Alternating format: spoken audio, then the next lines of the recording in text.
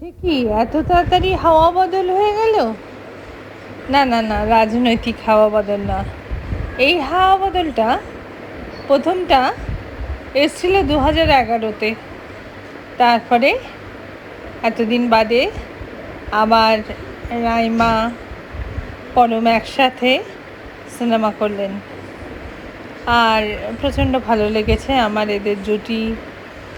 উত্তম সুচিত্রার জুটির পরেই সর্বশ্রেষ্ঠ বলে মনে হয়, দুর্দান্ত।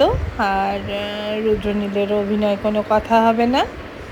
আগের মুভিটাও খুব এনজয় করেছি, এই মুভিটাও খুব এনজয় করলাম।